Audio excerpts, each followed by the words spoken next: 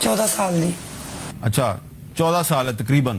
तो इसको तनख्वाह कितनी मिलती थी? 10,000 रुपये। अच्छा 10,000?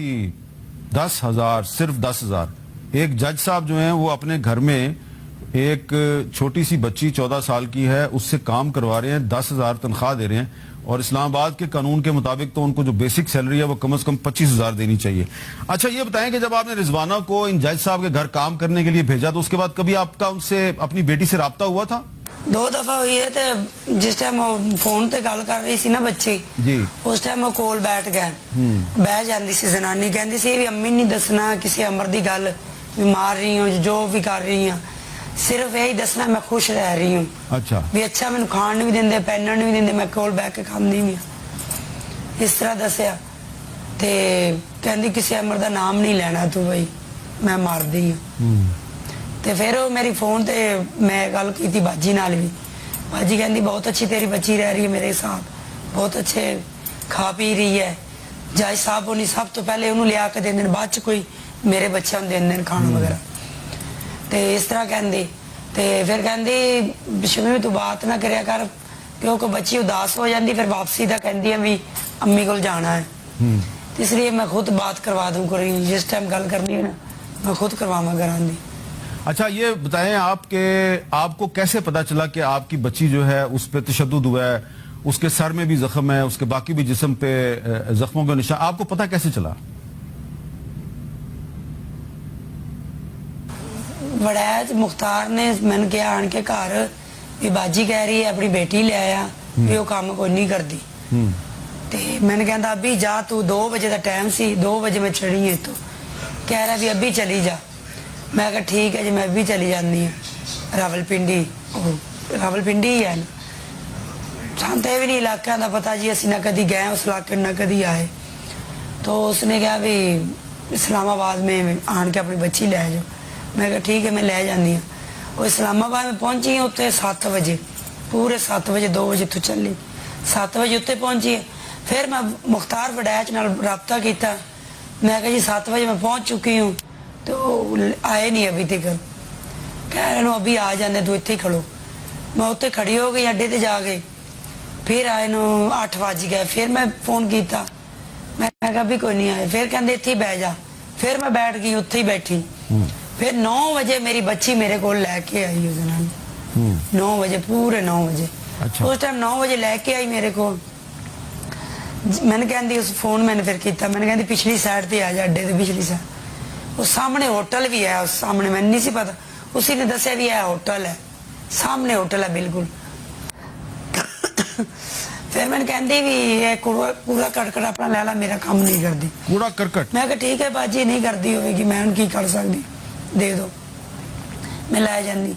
मैं कहा शायद गुस्से च बाजी इस तरह कह रही है भी तो काम ज नहीं करती बच्ची मेरी। तो मैं बच्ची ने उतार लिया अपने कूड़ा करकट, अगली सीट पर बैठी सी, पिछली सीट पर वो बैठे हुए सी बाजी। तो जिस टाइम बाजी ने पकड़िया ना बच्ची न बाजू तो करती आई अम्मा। मैं कहा पता नहीं बाजी ने गुस्से च मारिया होगा, थोड़ा बहुत मारिया, ये नहीं पता मुझे भी इतना मारिया है। उसने मेरी बच्ची ने सकाफ पाया सी इस जगह ते मास ते जो ऊपर सकाफ इस जगह ते कराया है, सिर्फ थोड़िया थोड़िया अखियां नजर आ रही हैं, अंधेरा सी। जिस टाइम मैं बाहर कढ़न लगे ना जो ड्राइवर पता नहीं उसने धक्का दिया, नीचे बच्ची मेरी गिर गई, बाजू लत्तां भी बिल्कुल जान को नहीं सी मारिया है, लत्तां टूटी गई सी लत्तां। जिस टाइम मैं चक्या वेख्या बच्ची ने तो मेरी हालात बच्ची दी वेख के मेरे को बर्दाश्त नहीं होया गया। मैं क्या की होया रिजवाना? कहती अम्मी जिस दिन दी गई एक दिन मैं नागा पिया, चलो रोजाना मैंने मारी, पहले तो कह रही मेरे नाखून जड़े ना सारे उन्हें कड्डे, हत्थां दे भी पंजे 10 उंगलियां पैरों दे भी कड्डे, कह रही बिल्कुल कड्डे नए सारे आए मेरे नाखून। मैं कहा ये केड़ा जुल्म? फिर कहती मैंने सिर च भी मार दी रही, मेरे लत्तां ते भी मारे, फुटबॉल मारे, जो सोटी मिली। अच्छा ये जज साहब जो है उनके हवाले से मीडिया में ये आया कि जी ये बच्ची जो है जब हमने इसको कहा कि तुम अपने घर वापस जाओ तो इसने खुद ही अपना सर दीवार के साथ मारा, इसका आप क्या जवाब देंगी?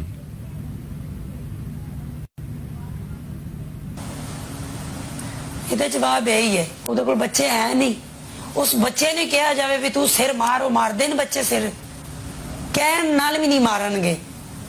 जिन्ना मर्जी फोर्ट भी कर लो ना, बच्चे मारे मारो नहीं मारनगे। एडी तो मेरी बच्ची पागल नहीं ना भी जड़ी मार भी ठीक है भी सिर च मार लिया, उन्हें दर्द नहीं होता जिस टाइम सिर च मारना, पकड़ के इस जगह तो बाला तै नीचे मारना, खुद मैडम मार दी रही है मेरी बच्ची, अखियां विच टॉर्चर किया है मेरी बच्ची ने, इस तरह अखियां दे विच मारे, एडे नाखून है मेरी बच्ची कह रही बड़े बड़े, वो अखियां दे विच मार के तो फिर अखी नूं खिचदी भी रही है, इस तरह बाहर डेलिया नूं इंज कड्ढण नूं कोशिश करती रही। अच्छा। हुण फिर ਉਹਦੇ ਹੱਥਾਂ 'ਚ ਮਾਰੇ ਉਸਨੇ ਡੰਡੇ ਸੋਟੇ, ਚਮਚੇ ਮਾਰੇ, ਉਹਦੇ ਦੰਦ ਤੋੜੇ ਨੇ, 2 ਪਸਲੀਆਂ ਫ੍ਰੈਕਚਰ ਹਨ ਉਹਦੀਆਂ। ਫਿਰ ਉਹ ਡਾਕਟਰ ਸਾਹਿਬ ਉਹਨਾਂ ਨੇ ਵੀ ਦੱਸਿਆ ਵੀ ਇਹ ਅੰਦਰ ਦਾ ਵੀ ਕੋਈ ਮਸਲਾ ਹੀ ਬਣ ਗਿਆ, ਤੇ ਲੱਤਾਂ ਵੀ ਪਿੱਛੇ बैक साइड ਤੇ ਵੀ ਉਹ ਸਾਰੇ ਜ਼ਖਮ ਹਨ, ਸਿਰ ਤੇ तो कीड़े पै गए ਸੀ पीछे। अच्छा, आप ये बताएं कि ये जज साहब जो हैं इन्होंने कोई राब्ता किया आपसे, कोई कांटेक्ट किया है, कोई आपके साथ कोई सुलह करने की कोशिश की है?